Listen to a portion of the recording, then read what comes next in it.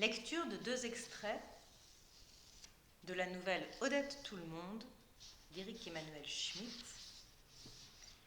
Nous commençons par la lettre qu'Odette écrit à son auteur favori, Balthazar Balsan. Cher Monsieur Balsan, je n'écris jamais car, si j'ai de l'orthographe, je n'ai pas de poésie. Or, il me faudrait beaucoup de poésie pour vous raconter l'importance que vous avez pour moi. En fait, je vous dois la vie. Sans vous, je me serais tué 20 fois. Voyez comme je rédige mal. Une fois aurait suffi. Je n'ai aimé qu'un homme, mon mari Antoine. Il est toujours aussi beau, aussi mince, aussi jeune. C'est incroyable de ne pas changer comme ça. Faut dire qu'il est mort depuis 10 ans, ça aide.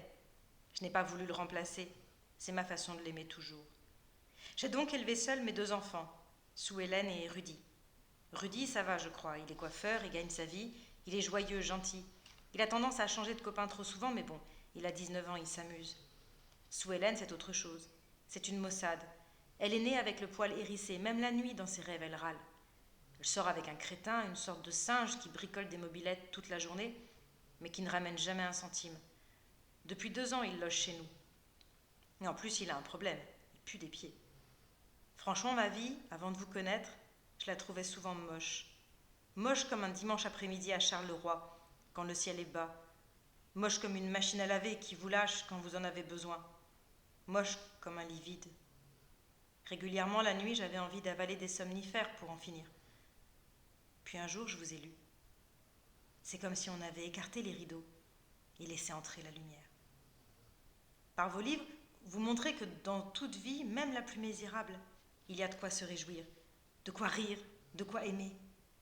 Vous montrez que les petites personnes comme moi ont en réalité beaucoup de mérite parce que la moindre chose leur coûte plus qu'aux autres. Grâce à vos livres, j'ai appris à me respecter, à m'aimer un peu, à devenir l'Odette tout le monde qu'on connaît aujourd'hui, une femme qui ouvre ses volets avec plaisir chaque matin, qui les ferme avec plaisir chaque soir. Vos livres, on aurait dû me les injecter en intraveineuse après la mort de mon Antoine, ça m'aurait fait gagner du temps. Quand, un jour, le plus tard possible, vous irez au paradis, Dieu s'approchera de vous et vous dira « Il y a plein de gens qui veulent vous remercier du bien que vous avez fait sur terre, Monsieur Balsan. Et parmi ces millions de personnes, il y aura Odette tout le monde. Odette tout le monde qui, pardonnez-lui, était trop impatiente pour attendre ce moment-là. » Un peu plus loin dans la nouvelle, Odette retrouve Balsan, qui vient se réfugier chez elle, et pour la première fois, elle découvre la mer. Le jour de Pâques, Odette se trouvait pour la première fois face à la mer du Nord. Intimidée, elle grattait des dessins sur le sable. L'infini des eaux, du ciel, de la plage lui paraissait un luxe au-dessus de ses moyens. Elle avait l'impression de profiter d'une splendeur indue. Soudain, elle sentit une brûlure sur la nuque et se mit à penser fort à Balthazar. Lorsqu'elle se retourna, il se tenait là, sur la digue, son garçon à la main. Leurs retrouvailles furent intenses, mais douces, car chacun tenait à ne pas blesser l'autre. Je suis revenue auprès de vous, Odette, parce que mon fils a besoin de leçons. Vous en donnez toujours ? Quoi ? Des cours de bonheur. On installa les Balsan dans le pavillon loué, comme s'il était naturel qu'ils soient là, et les vacances débutèrent. Quand la vie eut trouvé son cours, Odette éprouva le besoin d'expliquer ses gifles à Balthazar. Je ne veux pas coucher avec vous parce que je sais que je ne vivrai pas avec vous. Vous n'êtes que de passage dans ma vie. Vous êtes entré, vous êtes reparti. Je suis revenue. Vous repartirez. Je ne suis pas idiote. Il n'y a pas d'avenir commun entre Balthazar Balsan, le grand écrivain parisien, et Odette tout le monde, vendeuse à Charleroi. C'est trop tard. Si nous avions 20 ans de moins, peut-être. Mais l'âge n'a rien à voir avec... Si, l'âge, ça signifie que nos vies sont plutôt derrière que devant, que vous êtes installés dans une existence et moi dans une autre. Paris, Charleroi, de l'argent, pas d'argent, les jeux sont faits. On peut se croiser, on ne peut plus se rencontrer. Balthazar ne savait pas très bien ce qu'il attendait d'Odette, mais il avait besoin d'elle. Il le savait. Pour le reste, leur histoire ne ressemblait à rien. Peut-être avait-elle raison en le retenant d'aller vers la banalité de la liaison amoureuse. Elle pouvait pourtant se tromper. Ne s'interdisait-elle pas d'avoir un corps?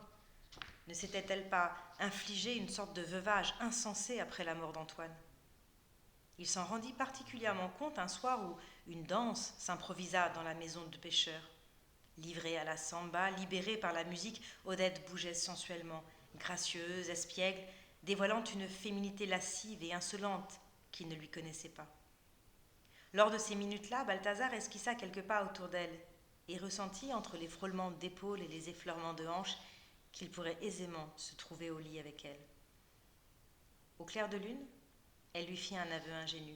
« Vous savez, Balthazar, je ne suis pas amoureuse de vous. »« Ah ? Non, je ne suis pas amoureuse de vous.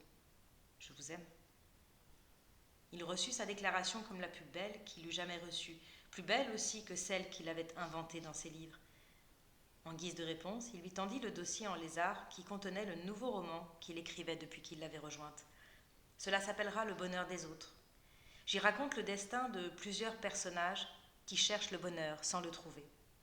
S'ils échouent, c'est parce qu'ils ont hérité ou adopté des conceptions du bonheur qui ne leur conviennent pas. Argent, pouvoir, mariage valorisant, maîtresse à longues jambes, voiture de course, grand duplex à Paris, chalet à Megève et villa à Saint-Tropez, rien que des clichés. Malgré leur réussite, ils ne sont pas heureux car ils vivent le bonheur des autres. Le bonheur selon les autres. Je vous dois ce livre.